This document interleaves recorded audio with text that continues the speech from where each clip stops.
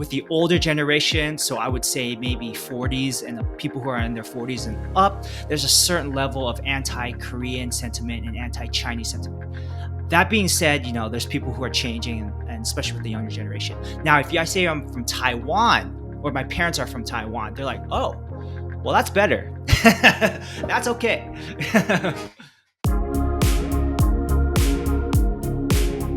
Today, we're going to talk about the interplay of ancestry and culture, specifically what it means to be a person of East Asian descent, but who is fully American living in Japan. Note to viewers, or if you're listening to this, we are going to be talking in a very honest but frank way about people's phenotypes, appearance, and how that affects the way a person goes through the world. So if you find that to be overly sensitive, or you're not sort of interested in a topic of that nature, I just want to give that heads up before we go into this in any sort of deeper way, that we're going to be obviously fully respectful, but we do want to talk about how that affects the way people go through their lives. So without any further ado, I'm joined here by James Shi. Now, James, thank you so much for being on. Can you just give a quick little introduction about yourself? Yeah, thanks for having me, Chris. My name's James. I am from the San Francisco Bay Area. I grew up there in the town of Milpitas. It's in Silicon Valley, just north of San Jose. I grew up there, and then I did some trips as a child. My parents are from Taiwan, and then there were some trips like before I had recorded consciousness, I guess, or I have I do have like an early memory of going to Taiwan as a baby, as an infant. I've lived in Australia before for a year, Taiwan for 2 years, and then another 6 months later on. And now I'm currently living in Japan, and I've been here for the past 3 years. Yeah. Cool. So I'm really curious to talk to you about your experience in Japan. Given the intro, as we've said, you are a fully American national, but you have the phenotypes of an East Asian person. And my sense, speaking of a white American guy who would love to go to Japan, I'm fascinated by the culture. I really love so many things about Japan. Haven't yet gone there, but I really want to, is that it is a fantastic place to visit, but it's an often repeated story I hear that once a person lives in Japan, especially if they're, quote, a foreigner, they're physically looking like a foreign person, that the Japanese culture really changes and it gets extremely cold and a lot less sort of like welcoming to people. Now, I've heard that story overwhelmingly from people who generally look like me, right? Who are white people, whether they're European or American. But I've never really talked to a person who is an American national, but who's of East Asian descent, to get a sense of if you have felt from talking to other foreign nationals in Japan, what your experience is like in Japan, and if you feel that there's a different sense of how you exist in that culture compared to maybe other expats that are that are white American or Black American or European or Latino or whatnot. It does seem to fall as far as the expats. There does seem to be a very strong difference in the expat experience in Japan if you are white, Black, or Asian, right? Or of East Asian phenotype, or you look at East Asian, right? I know for myself, I read this on Reddit, like someone called it ethnic camouflage, so like I can camouflage as a Japanese person, even though some of my mannerisms might be a little bit off, but like some people might be like, oh, maybe he's trying to act like an American or something. But like I can blend in for the most part on the train, in restaurants, whatever. But the moment I speak, they're like, okay, this guy is not Japanese. He's maybe Taiwan, Chinese, or some East country. But then when they find out, oh, you're American, then then there's a little bit change of the interaction as well, which we can talk about as well. But yeah, no, there's definitely a difference. I think because of that ethnic like blending in.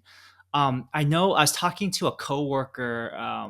He's white from Australia, and he was talking to another white expat in Japan. We were all in Japan. We are all like, I was in this teaching English program, and he was talking to this other expat about, hey, have you filled out the gaijin card? So there's this gaijin card. Gaijin meaning foreigner, the foreigner card, and there's like a foreigner bingo card that like a lot of white Americans, maybe some Black Americans, I'm not sure, and also I'm not sure about the Hispanic Americans, but they would have this card like, have you been denied going into a club? Have you been gaijin hunted, which is it's a term used for Japanese women who are on the lookout for particularly white males. Japanese women who are trying to get white males as partners to practice English, or it's because they have like a exotic fetish or something like that. So and he wasn't having that conversation with me. There we're all like hanging out, but he was definitely specific. There's no reason to talk to me about this gaijin bingo card because because a lot of those pertain to like what do you look like. Like I could probably, even though like I don't speak Japanese, I could probably like get into like maybe certain Japanese only spots just by just not speaking so much, and there are some of those Japanese only spots. I haven't been to them. I'm not really much of a night person, like a clubbing person, but I've heard of this and I've heard some people being denied, particularly black people being like, hey, yeah, so which is kind of racist. Like, let's be honest. But so in that respect, yeah, it's kind of cool. I don't have those negatives of being like, oh, of being denied from these quote unquote Japanese only places.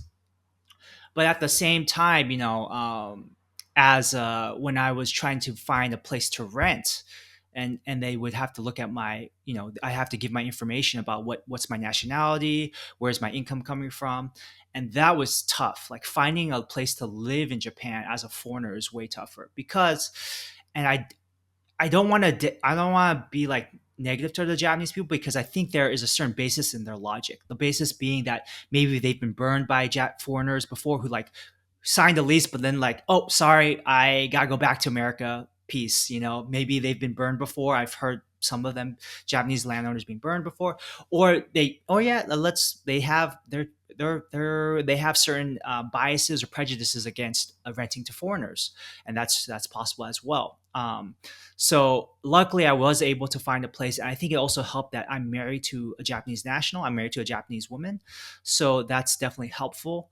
But since my income is higher than hers, I have to be the signer on the lease, or I have to be the person that signs the documents. So they have to get my information. So luckily, we were able to find a place, but it was like we were kind of like we were scrambling for a minute because it was like, dude, I got my teaching contract's ending soon. We don't want to be homeless. I want to back up for a second. When you mention this idea of kind of when you start speaking, so to get the basis, you are a teacher, and are you teaching English in Japan right now? I was teaching English for a while. Like that's kind of like the entry level drug to Japan is how do you get to Japan? Teach English, right? Right. And then I was able to get a remote work job and also for like a international company. And prior to coming to Japan, I had actually met my wife in Taiwan. So, and that's a whole nother story. But basically, she went back to Japan, and I was like, "Hey, I'm coming to Japan as well." We kept in touch. We kept going out, and eventually we got married. And then now I'm in Japan. So I'm able to stay in Japan because I'm married to a Japanese national.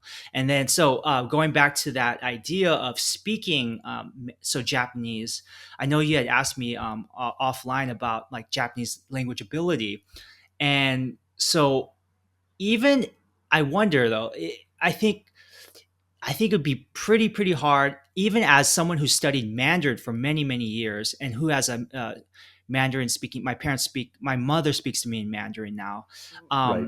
I still If have they're a from Taiwan, so yeah, They're from yeah, Taiwan, yeah. So I still speak with a very strong American accent. They call it the ABC accent, yeah. American born Chinese or American born Taiwanese accent, ABT. My Japanese is not that good, and it's kind of like elementary level. And I think it would take me tons of effort to like get rid of that accent. But for the most part, I can get by conversationally. But the moment that I speak, they're like, wait. Oh, okay.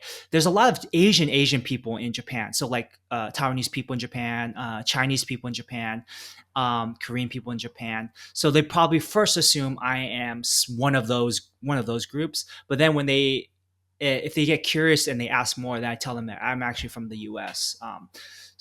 But they can hear that I'm not a Japanese native. Do you find when they first realize when you open your mouth that you're not Japanese, and then they realize, oh, you're not even Korean or Taiwanese or mainland Chinese, you're American, does their opinion of you go through like like a series of cycles where each Yes. stage they're like slightly different in how they're approaching you as a person? Right. And this also really depends on where in Japan, what age group, and, obviously the individual. What I can say in broad strokes is that in general, if it's not like it's like, oh, are you Chinese or Korean? So, and yeah, like World War II, right? So there's like Well, this I want to talk a weird, little bit more about World War II, yeah, and yeah, Taiwan let's talk actually, how about that World War II. factors in. Yeah, Yeah, yeah, yeah. So because of the animosity that even to this day, due to certain trade agreements, and also obviously because of the trauma of World War II and the imperialist army in China and Korea, and then because of that, there's a lot of backlash from Chinese and certain Korean people, like having, down, insulting Japan. And there was like even an incident where Korea was like during like the 2011 earthquake in Japan, like some Koreans like, oh, well, you guys deserved it, which is a terrible thing to say to Japan, which went through this national disaster. So there's certain animosity, mostly be with the older generation. I didn't really see this with my students. My students love K-pop, Korean pop. Yeah. And yeah, that's totally like, that's really changed the cultural yeah, landscape, the soft power of Korea. yeah. But with the older generation, so I would say maybe 40s and the people who are in their 40s and up, there's a certain level of anti-Korean sentiment and anti-Chinese sentiment. That being said, there's people who are changing, and especially with the younger generation. Now, if I say I'm from Taiwan, or my parents are from Taiwan, they're like, oh, well, that's better. So, That's okay. do you want to tell the viewers and listeners what the very unique relationship is or was between Japan and Taiwan? A brief history. So China, there was a Sino-Japanese war between Japan and China, where China lost, and then as part of their treaty, Taiwan was ceded. The Qing Dynasty at the time, they gave Taiwan as a colony to Japan. And so and what happened was that Japan wanted to make Taiwan kind of like this mini Japan. So they spent a lot of money and building up the infrastructure. And so from 1895 to the end of World War II, which is like Yeah, 40, 1945 yeah, ish. 45, Yeah, isn't it? yeah. Yeah. Yeah. So up until that, so for those 50 years, Japan was, they considered Taiwan a colony of Japan. And during that time, my grandparents grew up. So they grew up, their first language being Taiwanese Hokkien, which is a version of Minanhua, which is a southern Chinese dialect that went mainly from Fujian province, which then immigrated to to Taiwan, and then and so that's the language they spoke. My grandparents spoke, but their second language, growing up in a Japanese colonial period, was Japanese, and then they later learned Mandarin. So, yeah, which is funny because they're like, yeah, my grandparents' Mandarin was like all right, but like it's so interesting. Their Taiwanese and their Japanese was like probably stronger than their Mandarin, and they're Taiwanese, they're native Taiwanese people, right? So then there was some animosity, and there was some suppression. If you ever watched the movie, like the Cedic Blade, I believe it's the English title, like the Rainbow Warriors. It's a movie about these Aboriginal Taiwanese who did an uprising against the Japanese colonizers, and then they were ruthlessly suppressed. So there was some suppression. There was some, oppression of the Taiwanese people. But for the most part, in comparison, looking back at history, compared to what happened later with the Kuomintang, which is the KMT coming from. The KMT, after losing the civil war to the Mao communists in China, after the civil war in China, which was like a 10-year period, I want to say, after World War II, they came over to Taiwan to claim Taiwan as their own. And then during that time period, there was a lot of suppression, and a lot of people lost their lives. There's the area that period of time was known as the White Terror, 白色恐怖, and that where a lot of people were suppressed. Any sort of like communist or leftist ideology was ruthlessly suppressed in Taiwan, and also any sort of Japanese kind of stuff was also ruthlessly suppressed. And what happened was that some of the native Taiwanese people, they're like they kind of uh, in hindsight they have kind of like this generally okay view of Japanese people, generally positive. Taiwanese people nowadays love Japan. Japanese people also have a very fond connection with Japan. I actually meet some Japanese people here who are they're part Taiwanese, right? Because during that period, there's a lot of interchange of bloodlines and culture. And there's even like Japanese people who were born in Taiwan, but then after the war they moved back to Japan. So there's a very strong love of Taiwan. Isn't the actor Takeshi Kaneshiro half Taiwanese? Yeah, no, He's in a lot of like historical movie, like a bunch of like sort of yeah, historical war movies and stuff, which is like totally my bread and butter. And I think I yeah. remember reading he's half Taiwanese, even though he has Oh obviously a super yeah. Japanese name. Oh no, he's totally. I think culturally he's Taiwanese. Yeah. I would say it's just that his father was. I believe his father was Japanese. Yeah, but he's half Japanese. Yeah, Yeah, yeah, yeah. yeah, and half Taiwanese. Yeah, yeah. Yeah. So do you find, and right, the very little I do know about that relationship was that Taiwan was this exception to the rule of what's generally seen as this kind of, shall we say, violent, puts it lightly, kind of path of imperial Japanese conquest through the Asia Pacific region in the 1930s and 40s. Taiwan was that one exception to that rule, where there was a lot less of that. And as you said, like more of a sense of almost the two places for many people, not everybody, but many people being kind of like okay with each other. And do you lead with that at all when you're talking to people in Japan and you're saying like, I'm Asian American, but I'm actually Taiwanese American, and does that kind of change their perception of you at all, or do you find not like a lot of people who are younger just like they don't really know or they don't really care? I kind of do, but I kind of don't want to, if that makes sense. Like, Why not? it, yeah, because it's kind of like I'm playing the race card in a way that I'm trying to figure out this Japanese person I'm talking to is racist or not, basically, like, or like racist against Koreans and Chinese, and so I just, what I try to do now is that in the past I kind of led with that because I wanted people to like me, right? Regardless of where I am. This is a trait that my wife just always nags me about, like, James, you try so hard to get people to like you, and it's so true, right? So I try now just to answer honestly and not try to manipulate the situation in like making this person to like me more. Now, with those interactions, I do think that authenticity is good, and that authenticity, regardless of where you live, is going to you're going to attract that kind of authentic energy as well.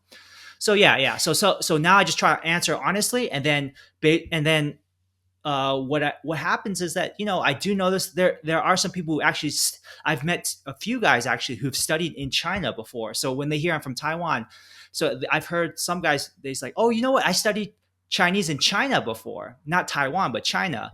And so they obviously don't have that kind of animosity. They don't have that much animosity towards China, and they're so happy to practice their Mandarin with me.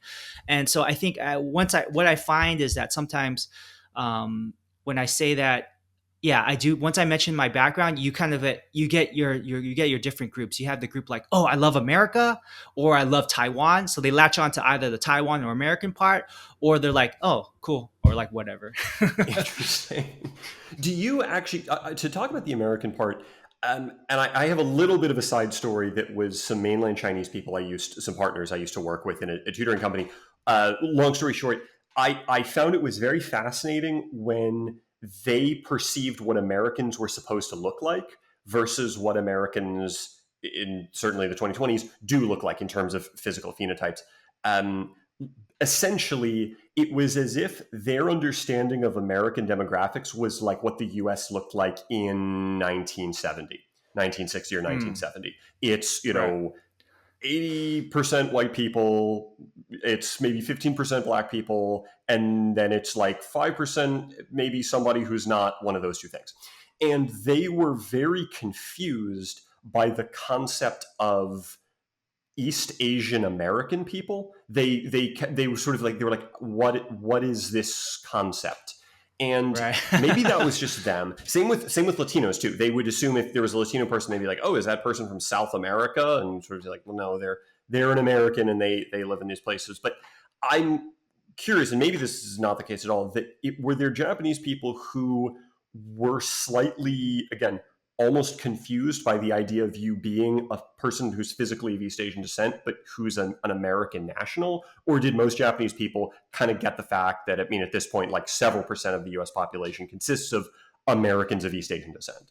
If and maybe your listeners can look this up, but my understanding in Japan is that unless even if you're like second, third generation Korean or something that grew up in Japan, my understanding is you still cannot apply to be a Japanese citizen. Correct me if I'm wrong, listeners, but I know for a while, like, yeah, basically.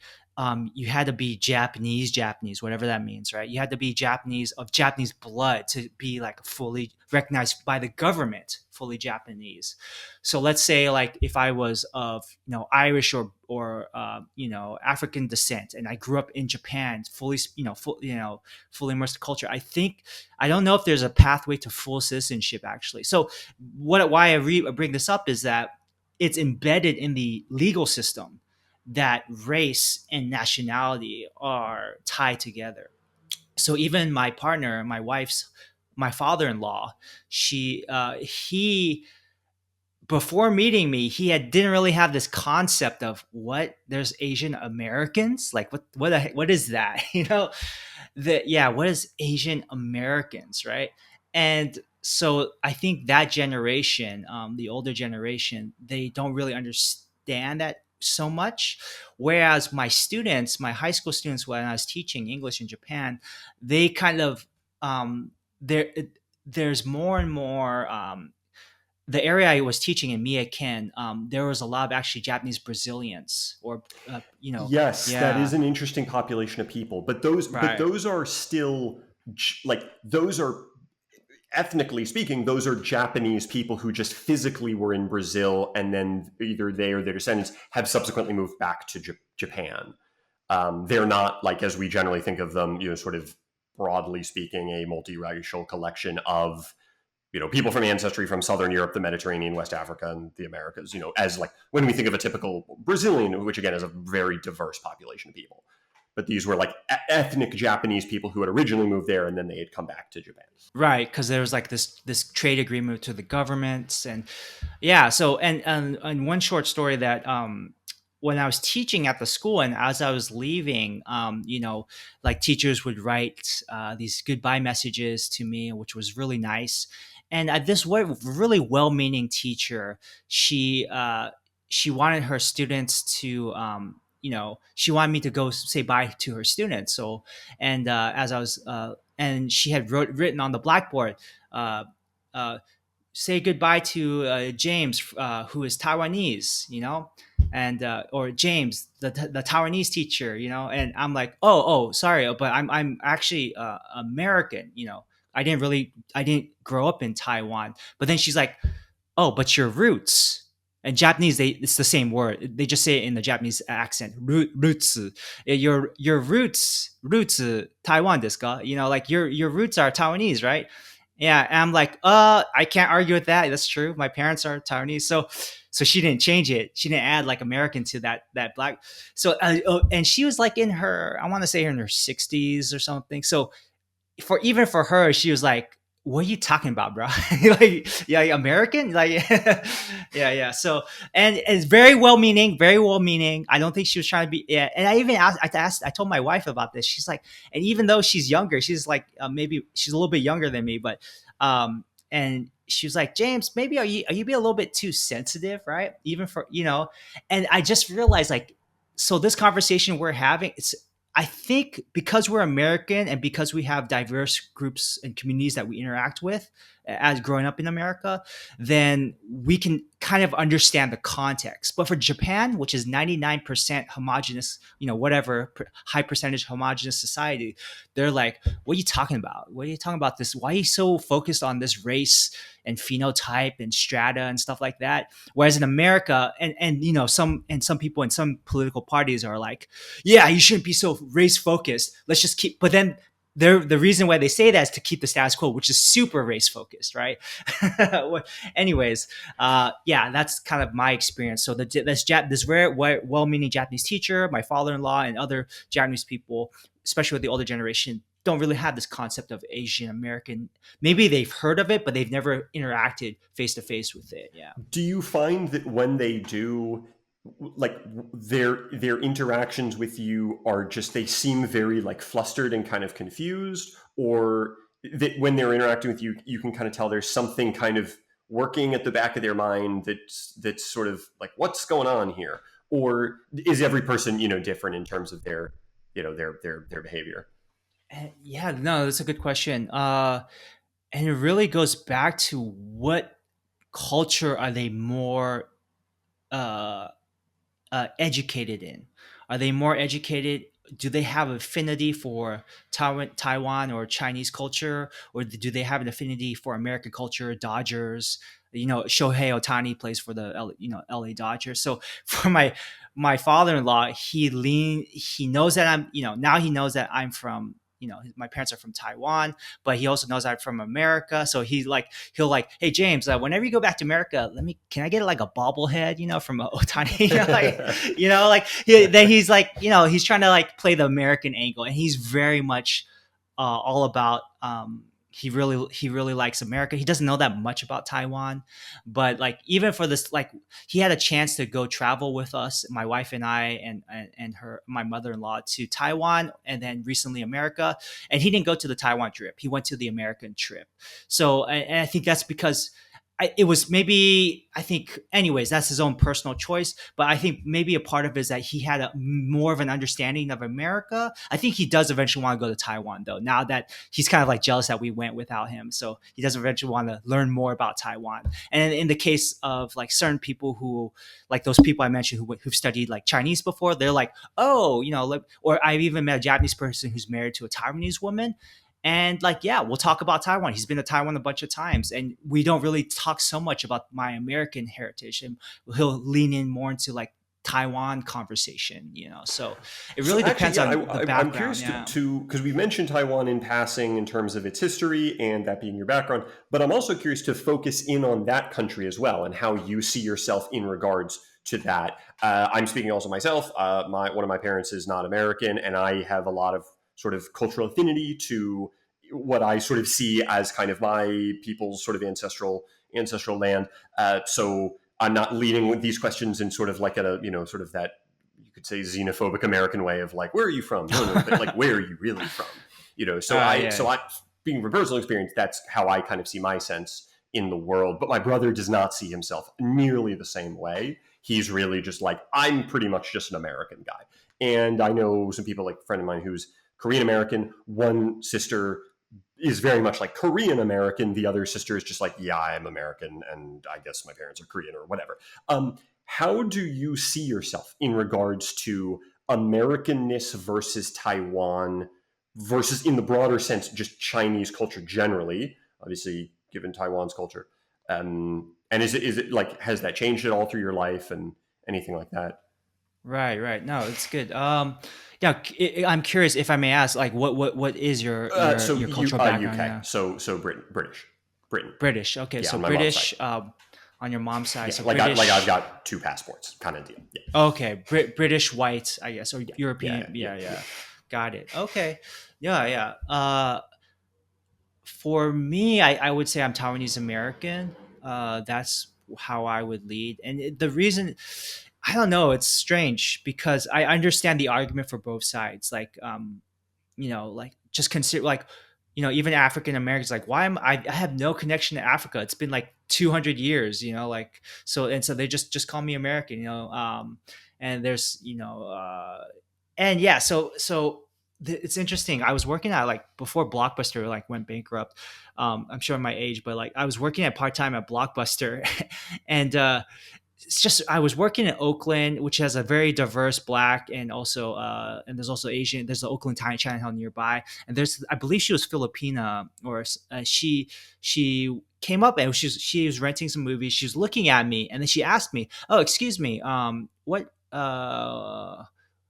so what where are you from?" Right, the "where are you from" Yeah, question, right? right. Yeah, And but then she's yeah, Filipino too. Yeah. Okay. she's Filipina, so it's Interesting.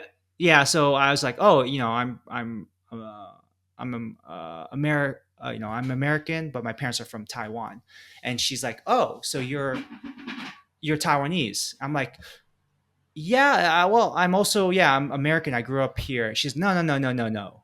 You're Taiwanese.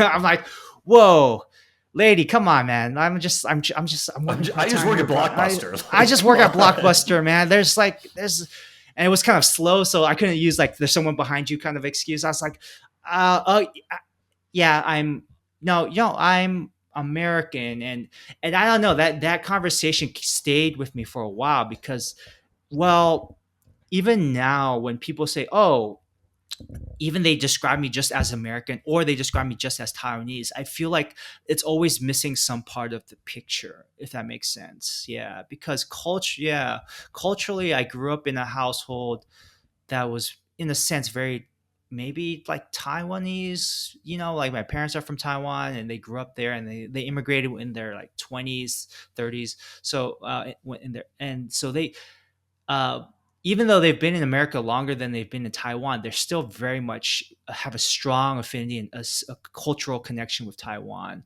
And I grew up in that household. So I always feel like whenever someone describes me just as Taiwanese or just as American, I do feel like there's something missing in that conversation. But yes, yeah. I wonder if that answers your question, Yeah, but no, I mean, as I said, I would find myself in the same situation, and a big reason for that being that, like, the parent who is not an American national by birth, there are very, very strong connections still to the home country. You go there a lot, you spend a lot of time there, you have connections with your cousins and your aunts and your uncles and all these things. That has a big influence then in how you see your own self in the world. Versus, I think if it had just been, oh yeah, well maybe one of your parents is a national from another country, but you've never been there, you don't have any contact with any people there, it's just like, how much, yeah, I mean, I guess as an adult, you mentioned as a kid you were there a bit, but how much time as an adult have you spent there in Taiwan? I did a trip during college for like a week or so, and that kind of like whet my appetite. Like, oh, you know what, this would be like a cool place to live, and also reconnect with my extended family that are still there. So then after college, I went to study Mandarin in Taipei for about 2 years. Have you been to Taiwan at all? So No, I'd love or to no? go. Yeah. I'd really love to go to Taiwan, but I haven't been yet. Okay, so yeah, Taipei is in the capital city in the north, and then so I stayed there for 2 years as a young adult, just at fresh out of college, and then I went back where I met my wife. Like I went back in 2021 during the pandemic. I was just like, man, America's kind of crazy. There's like anti-Asian hate stuff going on. I'm like, peace. I'm going to Taiwan, and so I went to Taiwan for like 6 months, just like 3 years ago, and between then I've also been on trips to Taiwan like for a week at a time or so, or 2 weeks at the longest.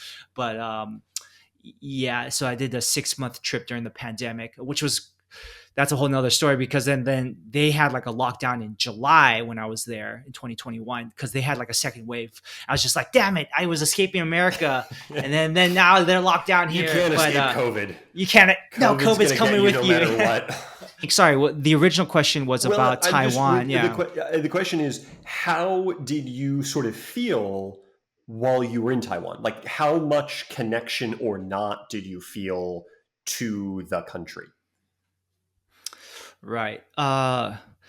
So for Taiwan, and that's dangerous, calling the country there, Well, that's Trace. You know. shall we open that can of worms? I don't know if we want to do Anyways, that for this whole episode, but yeah. So yeah. for Taiwan, going there as the fresh out of college with the language ability that I had, which was very very low Mandarin language ability, and then very low Taiwanese Hokkien language ability.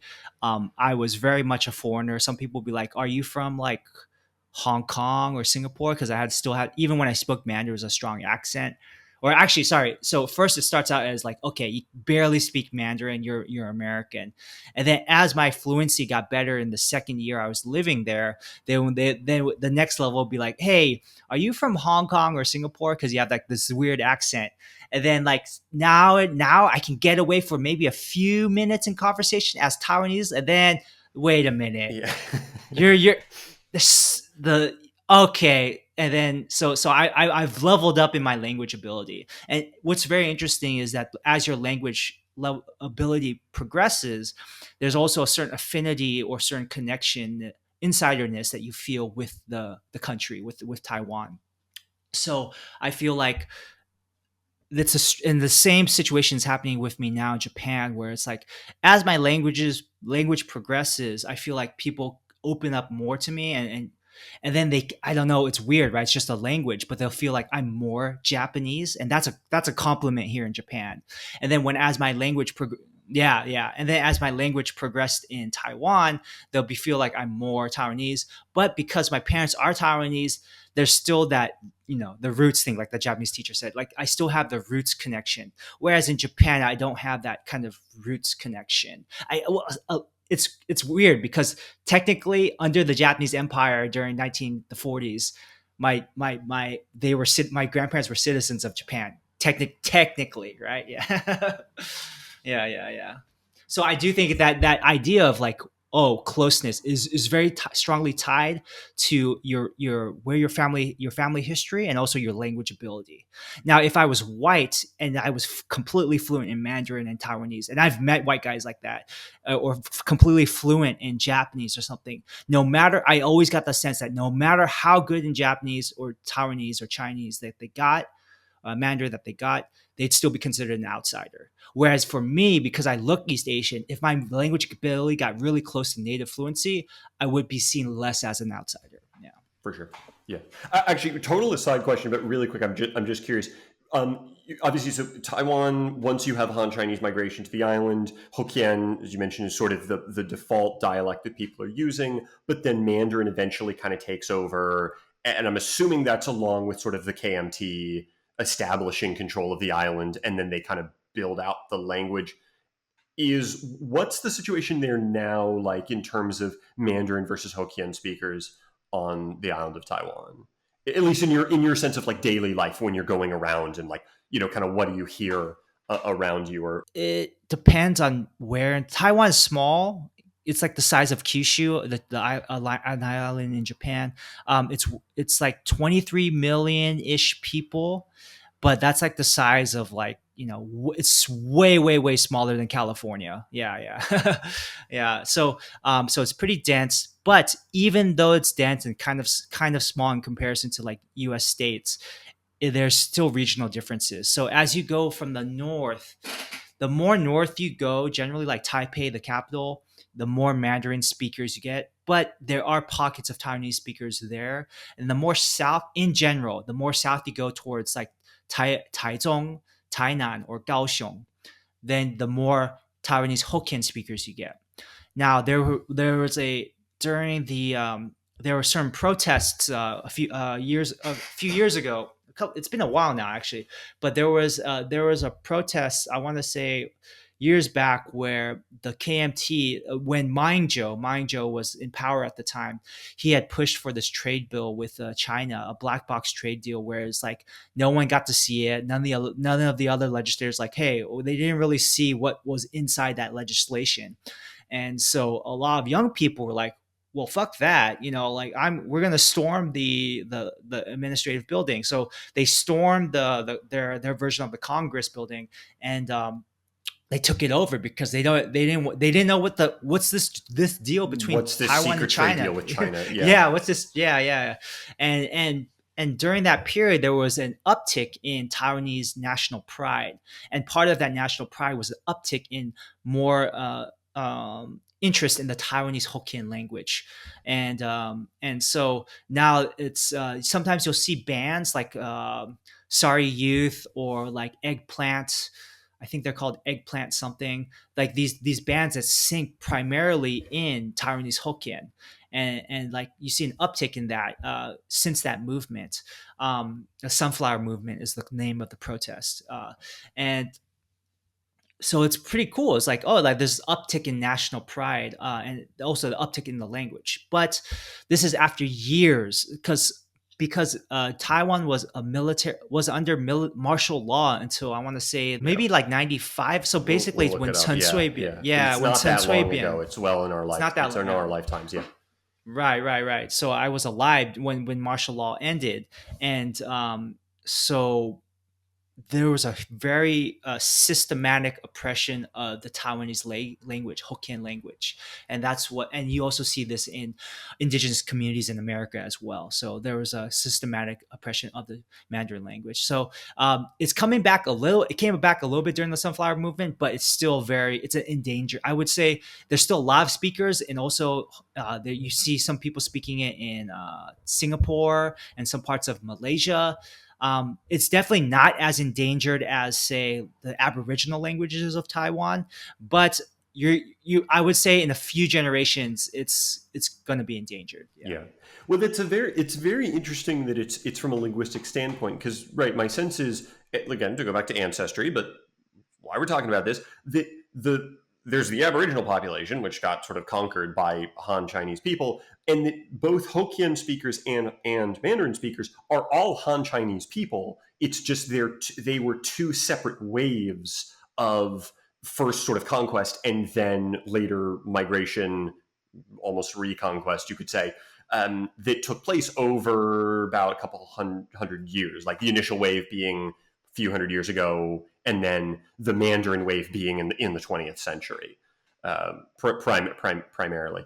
So I think that's interesting that it's like in linguistics, even if the group of people are the same. But I suppose that would be like Cantonese in general being sort of suppressed in Guangdong province and around Hong Kong and all of that, even though it's like those are Chinese people, but they're speaking Cantonese and we can't have that, right? So Right. It's like let's say, like, even if America, like, some people in America, like, oh, look at Japan, they're 99%. So maybe some white supremacists in America, they're like, look at Japan, they're 99% homogenous and they're doing great. We should have a more white America, right? But guess what? No matter if you're all the same race, there's always some way to stratify something, as Jordan Peterson would say, the dominance hierarchy, right? There's always going to be some form of dominance hierarchy, and well, whoever speaks the Mandarin at the top, guess what, all you motherfuckers at the bottom got to speak Mandarin too. So and so, like, even now, like my father, who's he just turned 80 actually, and he begrudgingly sometimes speaks to me in Mandarin, but if worst comes, he'll speak English to me first before he'll speak Mandarin to me, because he's got such an affinity towards Taiwanese and English, because English was what got him. He did his doctorate study in America. He got his scholarship to America, but there's a certain people of his generation during that grew up in the Baise Kongbu, the White Terror period. There's a certain there's something against that Mandarin language, Yeah. well, it's so interesting. I mean, obviously the parallels between sort of East Asia and Europe, but that same idea of you have people who, in an American racial sense, are all white people, but the history that they all have and animosity towards each other, especially at very localized levels, is tremendous. I mean, I'm just thinking about the classic for Britain and Ireland. Even you throw the Scots in, or the Germans and the Poles and the Russians, and like all of these groups of people that have been fighting each other for so long. Where often there was an element, certainly in the British Isles, of like English eventually becoming the primary language, and these other sort of like Gaelic languages basically being like militantly crushed over the course of sort of a couple hundred years. And just where you get some of like the really extreme sort of Irish nationalists, where and a lot of that still kind of derives from that idea, even if from people anywhere else outside of that little part of the world, people would be so confused as to like, wait, why do the two groups hate each other? But I mean, that's in a weird way. I mean, that's a classic irony of like, I think humans anywhere, whether, I mean, you talk about like different ethnic groups in Africa or different groups of people in the Middle East, and it's always the same story.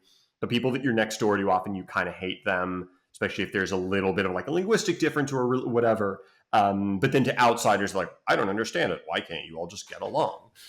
Right. I met an Irish guy when I was studying Mandarin after college in Taiwan, and he would bring that up. Is like, man, he loved like Taiwanese history and Taiwanese language, and he's like, don't lose the Taiwanese language, bro, because I think he with his background of losing, I don't know if he spoke Gaelic at all, but he saw what happened to those his heritage being crushed by the British conquerors. Sorry. Mm-hmm, mm-hmm. No, no, no. I Yeah, mean, hey, yeah. it's well, that's the thing with any of these groups, right? And I'd say like Han Chinese would be sort of in a certain, let's say Mandarin speaking Han Chinese, right? There are certain Sure, cultures sure. that are like they have been expansionist in terms of it's like that's the cultural version of reality that we are going to go with, and then other people in different areas, whether those are of the same, broadly speaking, kind of phenotypes, or people of totally different backgrounds that are then on like the losing end of things.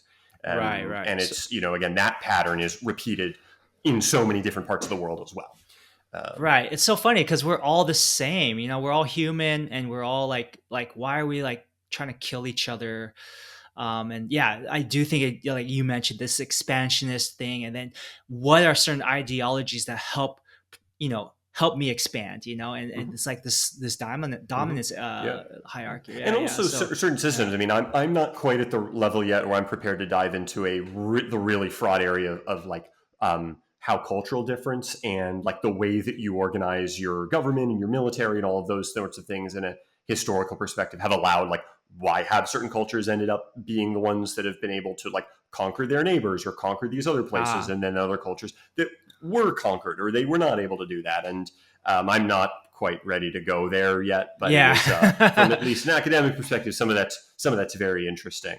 Um, but anyways, I guess to bring it back to a more specific topic on Japan and China. I'm also curious, and this is again, feel free to be as open and honest as you want about your preconceptions of Japanese people, or Taiwanese people again, but I get that one's a little trickier because when you have a sense of descent compared to an area, there's not quite the same full outsider lens, I think, as when you're in like a totally different culture. But let's say Japan. So were there preconceptions that you had of Japanese people, or a sense of here's what I imagine living in Japan might be like, that especially given my background and how I look, that you felt did play out the way you were expecting, or were there aspects of Japanese people and your interactions with them that really did kind of take you by surprise? Yeah, I mean, growing up in the U.S., one of my first connections to East Asian culture was like anime. Like which is a huge thing for many people. It's like their biggest export, right?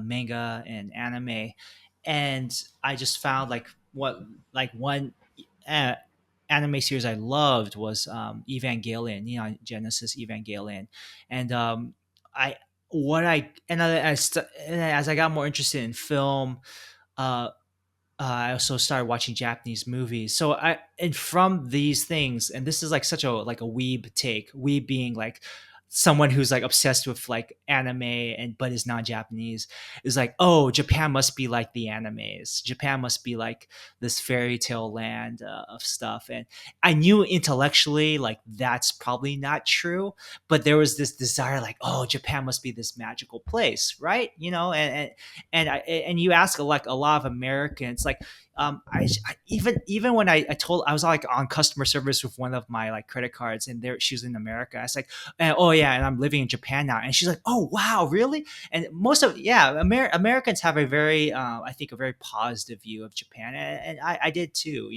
and there's like a certain like this exoticness, I hate that word, but exoticness, or like this, like maybe it's kind of like an anime sort of feel. So there's some of that plays into it, even though as an adult I'm like, okay, every place is a place, and there are stuff like that.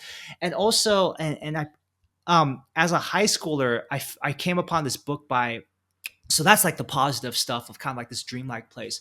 But then I also, on the flip side, I came upon this book called The Rape of Nanking by Iris Chang as a high, and I did a report on it in high school. And I probably shouldn't have read that book in high school because that shit fucked me up. Like that's a really dark, dark book. And it's on par. It's just like, Do you we really as really quick? I mean, I have a background in it, but for people yeah, who are watching or listening who don't know what the Rape of Anne King is, you want to give yeah. a really quick So summary? yeah, so there's there so many people are familiar with the war atrocities of like the Nuremberg trials and the The German Nazis Nazis. and Yeah, the Holocaust and all and that. the Yeah. Holocaust and the atrocities perpetrated against the Jewish peoples, the people. And now uh, there was also during World War II atrocities perpetrated by the Japanese Imperial Army against Chinese people and Korean people as well.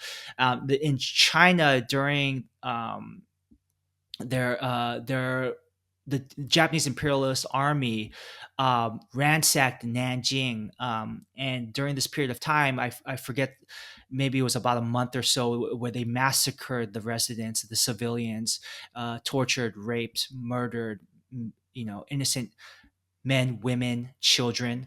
And some of the imagery in that book, some of the photographs still haunt me to this day. And there are movies about it, but I can't bring myself to watch them because knowing what happened there and some of the atrocities that happened there, it's so dark. And Iris Chang, she was an Asian American writer who brought this up, and there's even a statue of her in China, which I find it amazing, because she was one of the first authors to bring this to the Western attention of the war atrocities of the Japanese imperialist army. So yeah, that's the rape of rape of Nanking, and to this day, like I believe they still have a memorial each year about that. And there are some discrepancies about, the Japanese government say, oh, not only this number of many people killed, where China says no, no, that number is way higher. So anyways, on the flip side, going back to your original question, on the flip side, there is also this feeling of like, wow, there's this very, very dark side of Japan as well. Of this kind of this for and this, so there's this very like, anime kind of like, and even in the good animes, you still see some echoes of that darkness, such as Shingeki no Kyojin, which is like a recent anime like Attack on Titan, which I highly recommend to you and to your listeners, because it kind of takes a look at this kind of this imperialism, fascism of imperialist Japan. And some people might not know this, is like the Sino-Japanese War. It was started on a lie. Like these Japanese generals who were like so eager to conquer Manchuria and go into China, they're like, okay, we gotta set up some kind of fake bomb that like the Chinese attacked us. And so and yeah, so anyways, there is this very dark side of Japan as well that I was aware of as a high schooler.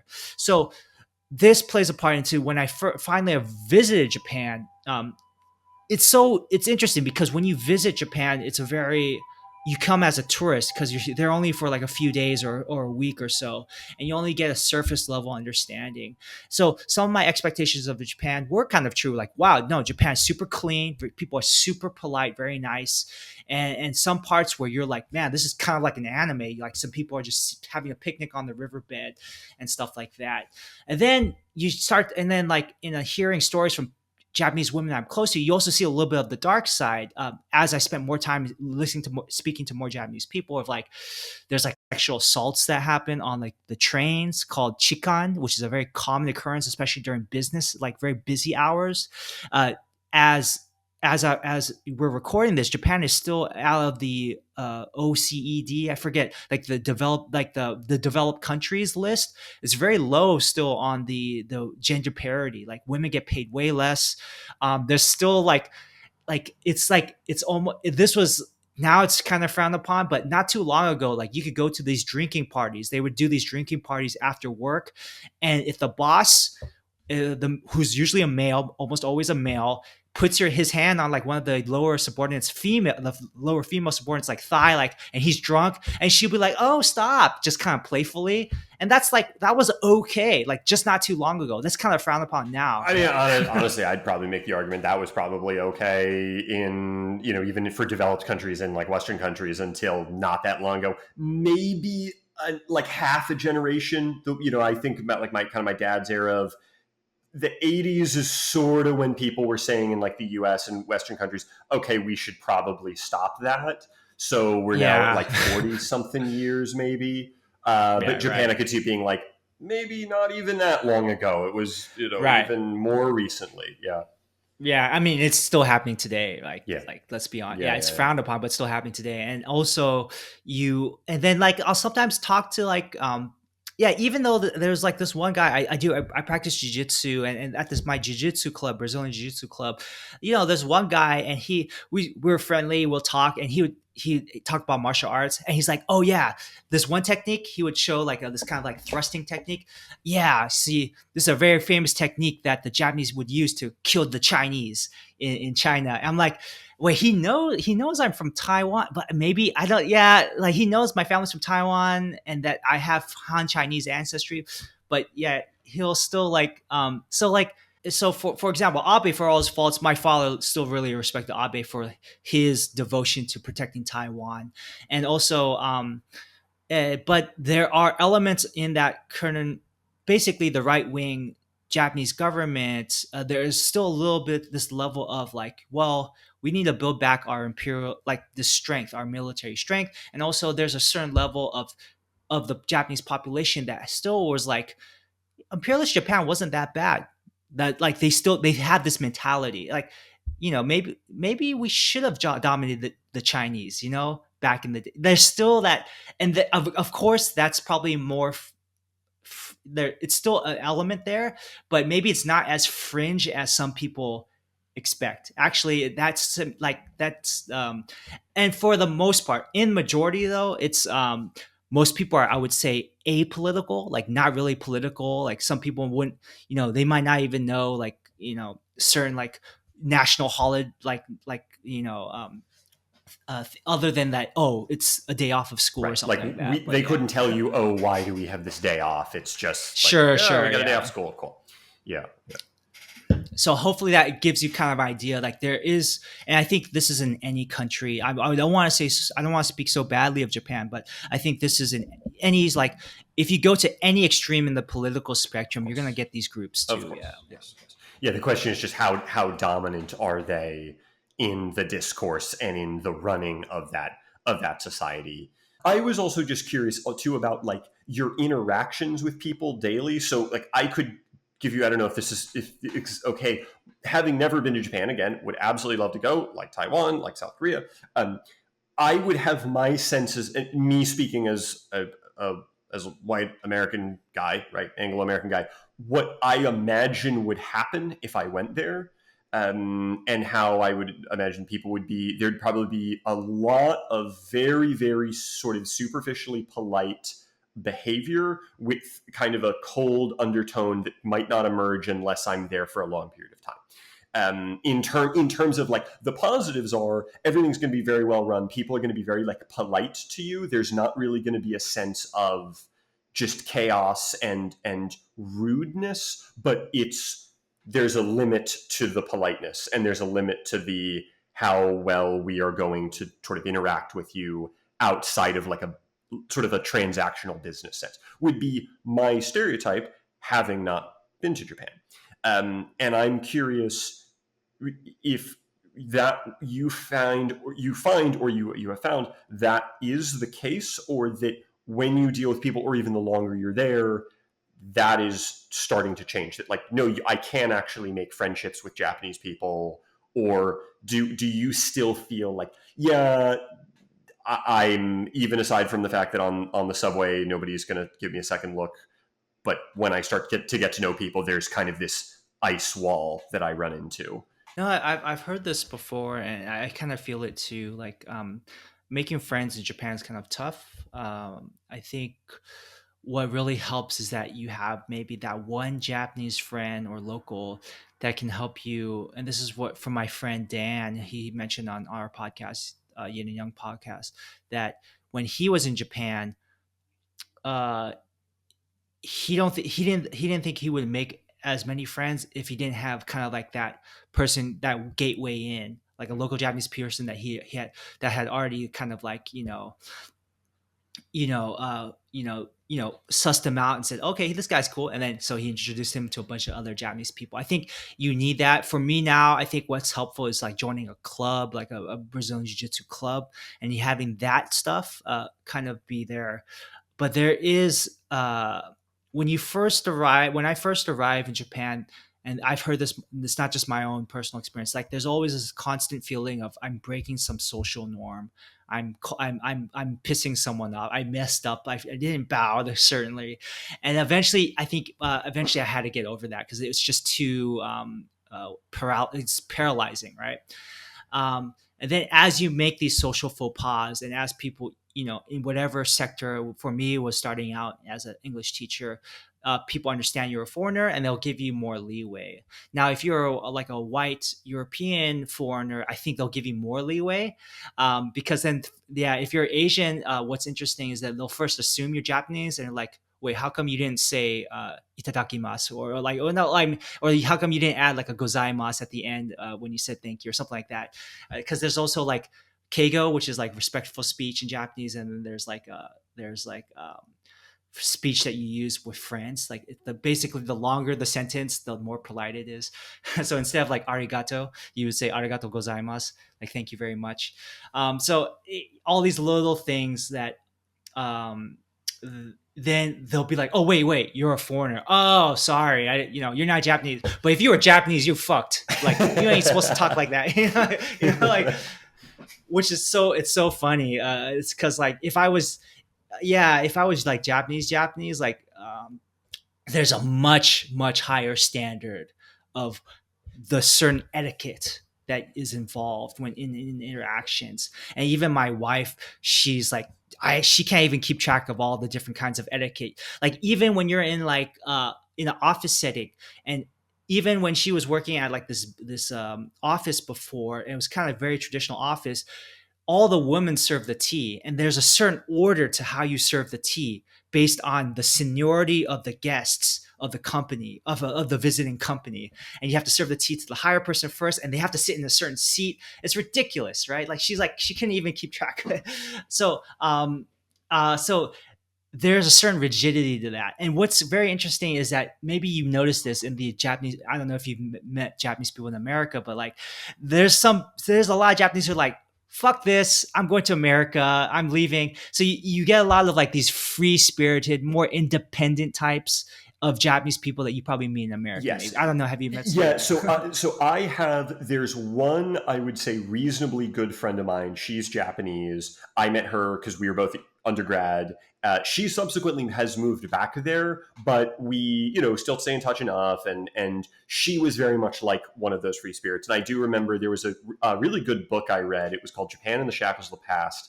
I think it was by R. Taggart Murphy. And it's not super long. It's only like 300 or 400 pages, but it's basically a really quick rundown of Japanese history, but not in a super dense way. And there's an interesting part, and I would say about half of the book goes up to maybe World War II, and then the second half of the book is all 1945 to the present. So the last quarter of the book is essentially present day Japan and like what's going on there now. But even when he was writing about Japan in, I think maybe the 90s, early 2000s, maybe even the 80s, he said that a lot of Japanese people who went to the US for business, so that, they're essentially expats, there were like two categories of them. There were the people who just interacted with other Japanese people in New York, and they all lived in the same area, and they all had the same corporate jobs, and they really, other than daily business, didn't deal with Americans at all, and they stayed completely in a world of Japanese people. Or they were the Japanese people who were exactly as you said, were just like, fuck this, I don't want to live in Japan, I'm only going to make friends with Americans, and I'm only going to be around Americans, and I don't want to be around any Japanese people at all. And that those were the more likely the Japanese people that you as a non-Japanese person would interact with extensively, thus giving you perhaps a slightly skewed vision of what a lot of Japanese people actually are like per capita. A lot of my Japanese interactions, aside from the workplace, was also like learning Japanese. And I would go to this community center, and where the very really kind Japanese people, generally retired, would teach for free or for a really minimal, like not even a nominal price, would teach Japanese for at these community centers. But because it's in the job description. You're teaching foreigners. A lot of those Japanese people had an interest or affinity towards foreign culture or learning about the world. Yeah, yeah, yeah. So so the stereotype that you mentioned, I think there's some truth to it, as far as like there's a certain level of like politeness, but then like, and you can even see this. I remember watching a Japanese YouTuber, Nobita. He was saying how like when he was younger, he was with his grandma, and then his grandma got hurt, or she couldn't walk or something, and he was like asking for help, and it was like so hard to get people to help, at this busy train station. I think maybe things have gotten better, and people are more helpful, but there is a certain level of coldness, I think, and this kind of barrier towards making really close friendships. And I've heard people say like, well, in America, you feel like you're making close friendships, but people are really flaky too. And maybe there's some truth to that as well, especially in LA, Oh, absolutely. Yeah. That's a recurring theme, actually, from not only just talking to people on this podcast, but this idea of people who are not American saying exactly that. They feel it's really easy to feel that they're making friends with Americans, and that Americans will sort of pretend, as they describe it, like they're your friend, but it's very hard to actually make real service friendships. And I would argue that's even true for Americans too. And then, of course, there's the whole modernism, urban city narrative to this, which is that's true of people in big cities where there's so much more interpersonal interaction with random strangers that makes you essentially very cold towards other people. That if you looked at, again, it's going to be different for societies, but people in like a small town setting, you might not nearly find that same degree of apathy if a person, one of your country people are, suffering on the road, like you're going to help them. Whereas if you're in a big city, regardless of whether it's the US or Japan or Canada or whatever, people are going to be a lot more guarded and walled off towards someone who's suffering. And there's like that weird kind of bystander effect that goes into a play. I wonder about this too, because I also try to think about how many close friends do I have post college, or like in like from my working like adult, like after education, like, and it's not, I guess, yeah, it's kind of tough, right? People get married or they travel and they have kids, so it does seem a little bit tougher to make like true friendships and connections. After having lived here for about 3 years, I would say I wonder if I have any true friends that I've made in Japan. I've met some really cool people, and also Japanese locals, but yeah, I do feel like I think the main thing was like is the language barrier too, and like the like how much effort is this person going to spend to hang out with me, because we'll be using like translation apps and stuff like that. And I but I've met some cool people, and I've like, especially like with my Brazilian jiu-jitsu like team, like I've met some really nice people, and also it's probably my fault, part of my fault too, of like the effort it takes me to like that vulnerability of asking someone, hey, let's go get coffee or let's go hang out or something like that. Yeah, so but yeah, there's a certain level of politeness. And one way it was explained to me by my wife was actually like, that politeness, even though sometimes it's a lie. I don't know if you've there's like there's this anime called Oshinoko, where it's about an idol, and she's an idol, and she has to like, pretend she's super happy, be full of energy, and but in truth she's like an introvert. She hates people. But then her manager's like, well, guess what? It's all a lie. But lie is a form of love. That's how you show love.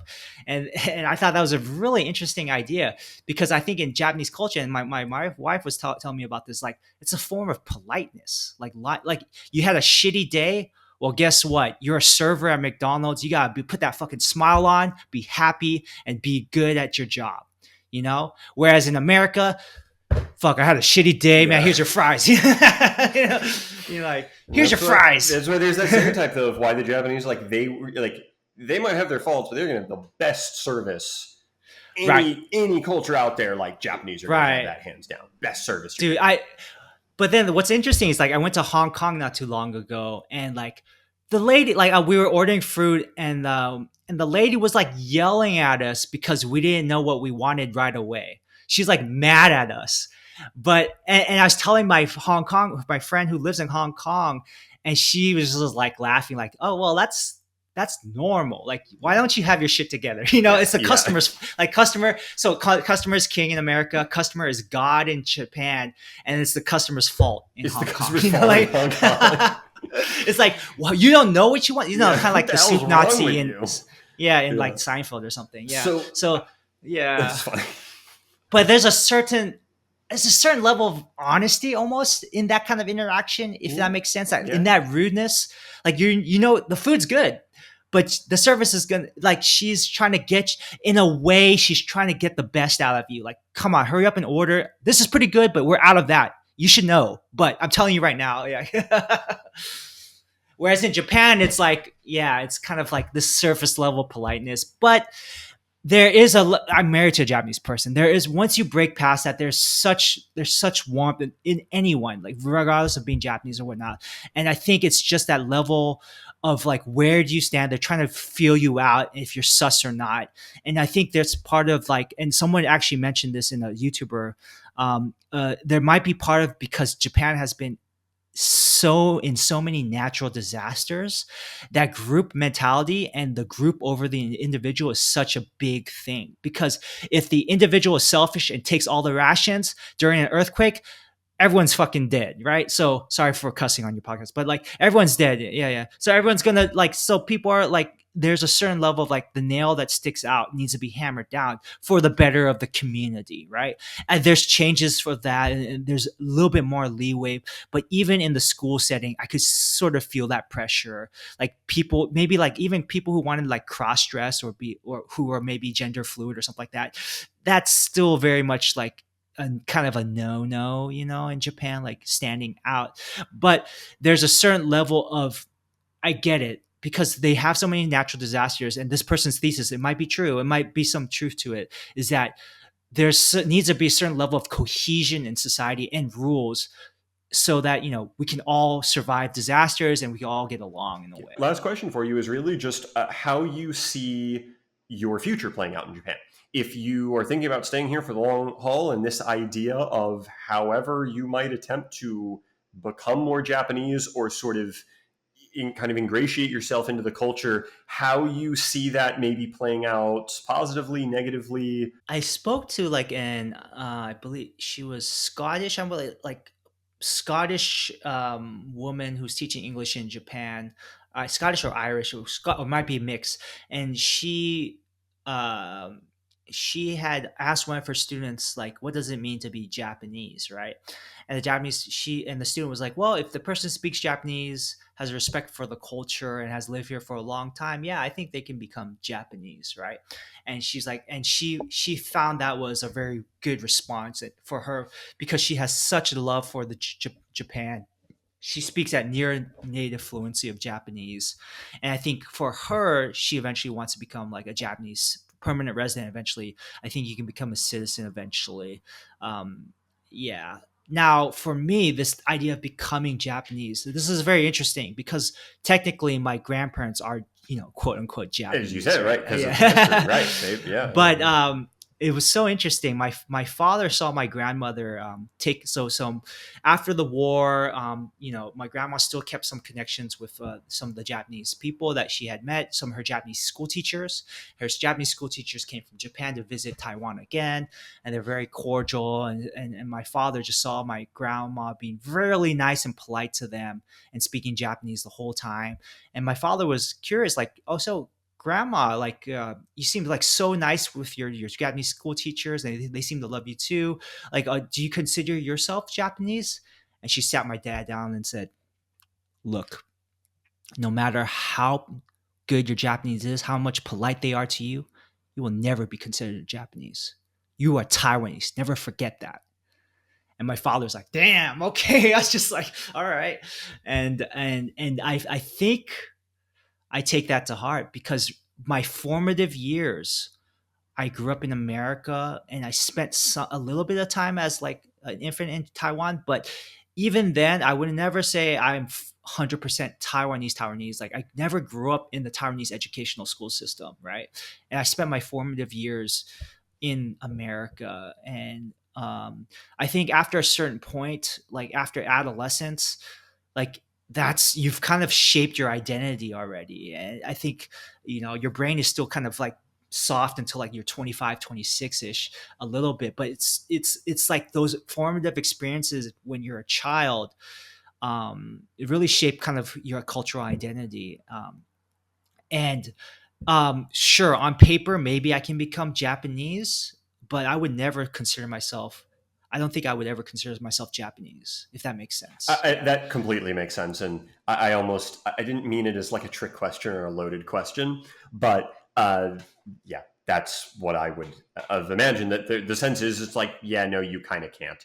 It's just like it's not a wall that they're gonna let you climb Yeah, over. and no, I'm curious, maybe for your situation, I know of this late. I don't know if I'm trying to get your opinion on this, but I've met someone who was like, she had two passports as well, and she had a French passport, but she grew up in America. And I asked her, "Oh, so you're American?" She's like, "Nope, I don't want to be associated with America." She's like super liberal. She's like, I think America's terrible. It's this military complex, which she has her points and stuff like that.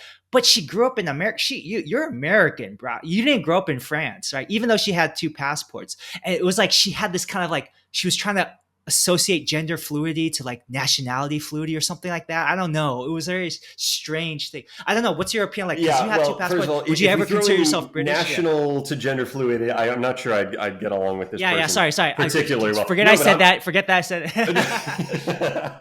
it's totally I love the LGBTQ community. Yeah. factoring that into my assessment. No, so it's very interesting.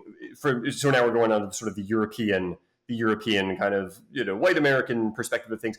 It's a fascinating topic. My sense. So speaking as a, should we say, Anglo American, I gotta stop saying this. It's so annoying. I find the whole as a whatever to be a little annoying, since it should come with just, well, do you know about this thing or not? And I find even now I'm doing it. So, but I guess we're also talking about identity, so that's maybe a little bit of an out. Anyway, so there's this concept that I personally think is very ingrained in a lot of, generally speaking here, left of the political center, especially white Americans, so liberal to like left wing white Americans, where it's very fashionable to hate on the US and to view the US in a broad sense as what we would think of as like Republican middle America. That this idea that the essence of America, in a very negative way, from, let's say, I'm projecting this woman's perspective, is like rural white people in Kansas who are suspicious of outsiders and they don't like black Americans, is the projection of that's what America, quote unquote, is. Even though from any data, right, that's a part of the United States, but it's by no means the entire United States. The United States is a very large place with a lot of people. And actually, a stereotype, I'm generalizing here, but it's very common with Europeans I've talked to, is to view the U.S. as this very homogenous thing.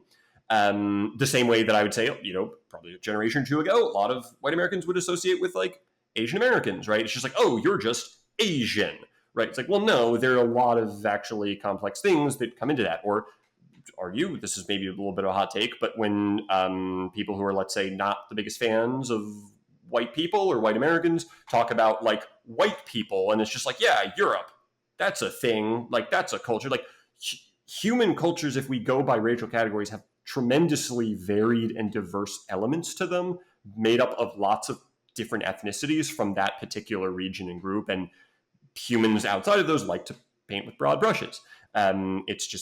It's kind of unfortunately, I think it's the thing that humans do, and it's not a good thing, and I don't like it. That's why people do it, and it's very simplistic. And I think people from all different walks of life do that to other people that are outside of their group. But to bring this back to the United States and France, my personal guess is that woman, she is seeing the U.S. through that lens of the U.S. equals fat white people who live in Kansas and vote for Republicans and they don't like outsiders. And I'm not like that. And there's this sort of romantic view, I think, that a lot of Americans have, or these type of Americans have, of Western Europeans, especially the French or continental Western Europeans, because the UK is seen as a little bit too similar to the US. It's like in this weird middle zone of, it's not the same, and in my opinion, it's really not. Like, it's not the same thing as continental Europe. It's not really the US. It's like halfway between the two.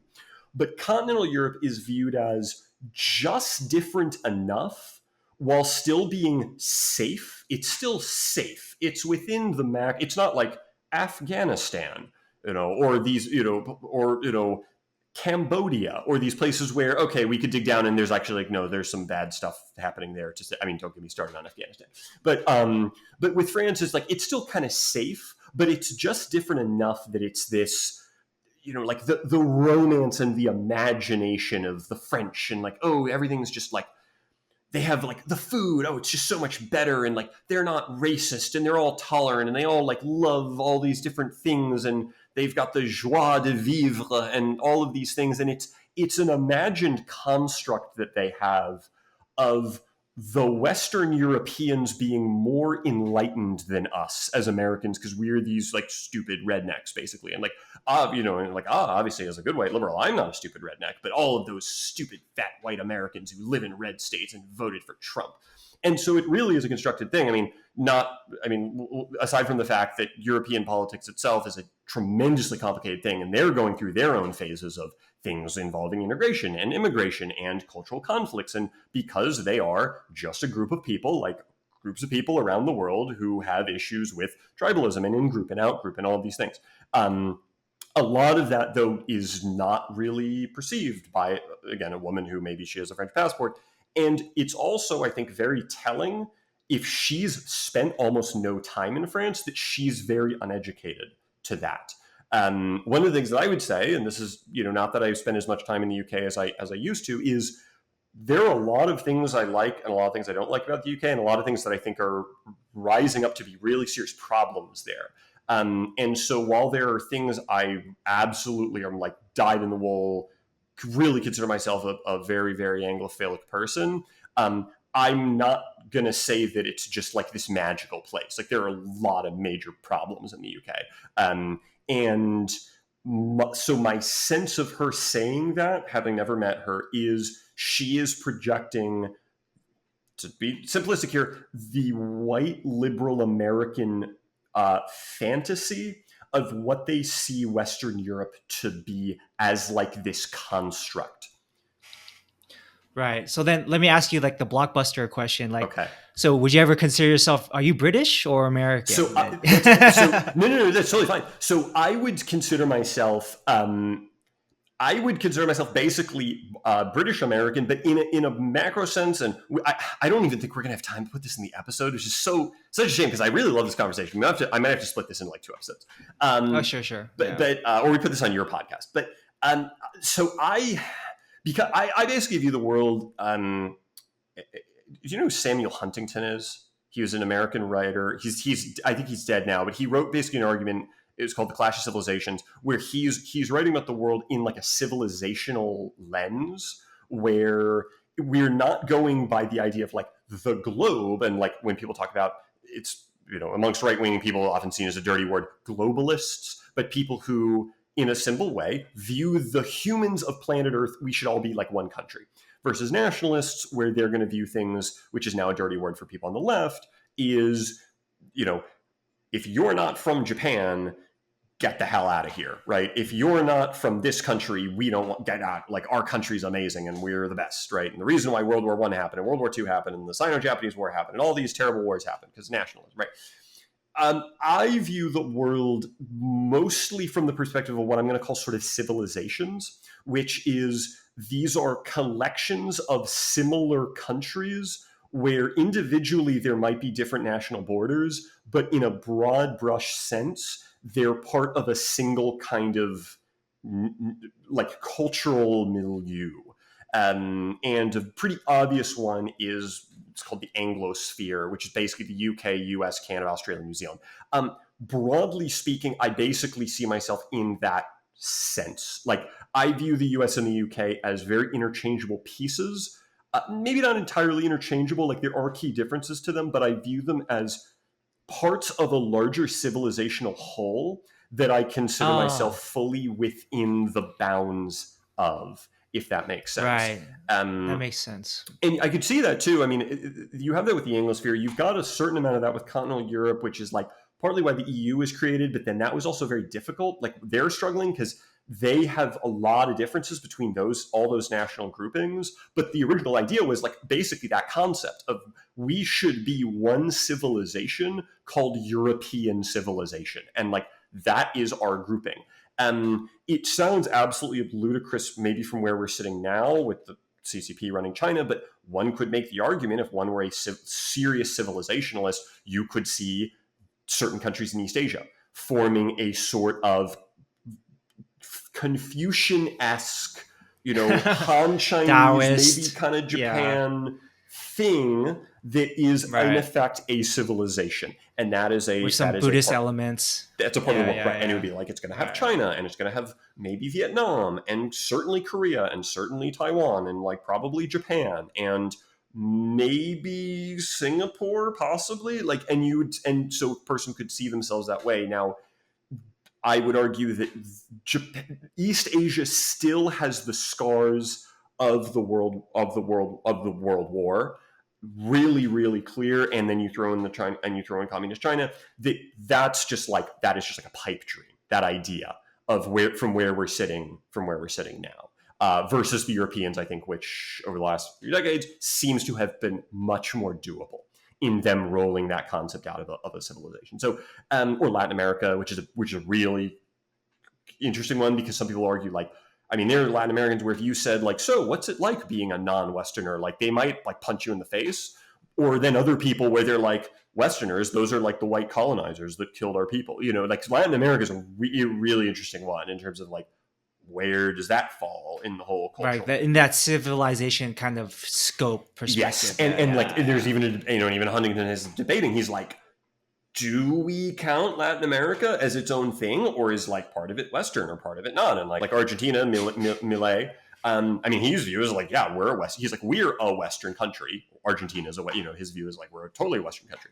But a friend of mine who's Dominican, and he's more sort of like, I guess his phenotype would be, he's like Mediterranean, but he's sort of in Latin American terms, he'd be like quote a white guy.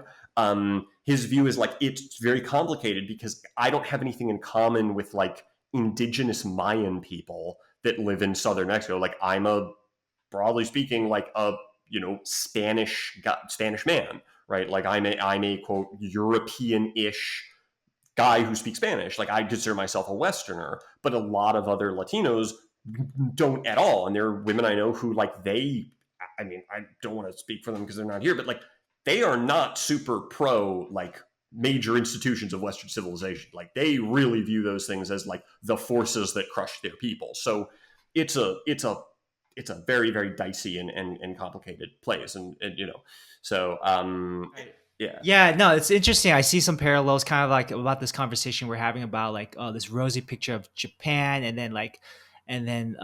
but then like yeah, yeah, and some people like kind of like having this very ultra like maybe this hatred of maybe hatred of Americans saying like they want to be they run away to this magical place they think which is Japan, but guess what? Japan is no country is a magical place without its faults. I have to head I out, was but going to say, I do I think we're yeah at a good point here. I don't even know if we'll put the last yeah 15 minutes in, but you know what? yeah, but I really appreciate this conversation. But yeah, do you have like an ending or anything you want to ask No, I or was just going to say, anything? where can people find you on if you have a YouTube channel? I don't know, if you'd like to talk about that, or just if there are any social media sources, YouTube channels, Substack, which is now a thing apparently, like anything like that that you just want to tell people where they can find you. Yeah, so I also have a podcast. So first off, I thank you so much, Chris, for having me on this pod. This was a great conversation. I really had a good time. And for me on YouTube and also on any whatever podcast that software that you listen to, we have the Yin and Yang podcast, which is a podcast I do with my friend Dan. So that's spelled YIN. Oh no, wait, yeah. So sorry, YIN. The ampersand and then Young YOUNG podcast. You can find us on Instagram, Yin Young Podcast. You can find my personal Instagram, James Y She, which is spelled JAMES. the letter YSHIH at in for Instagram, and I post like some pictures on there, and also I'll also post some of my podcast stuff too. I have a background in filmmaking. I want to get back into doing like some film stuff too, but for now I'm just focusing on my life, my marriage, and trying to write some more too. But yeah, that's where you can find me, and hopefully we can talk soon. Yeah. Cool. Absolutely. Well, thank you so much, James, for coming on. And everybody, if you made it this far, please, if you haven't liked the video already or subscribed to the channel, please consider doing so. And we will see you in the next episode. James, it's been a pleasure. Thanks so much. Cool. Thank you. Thank you so much.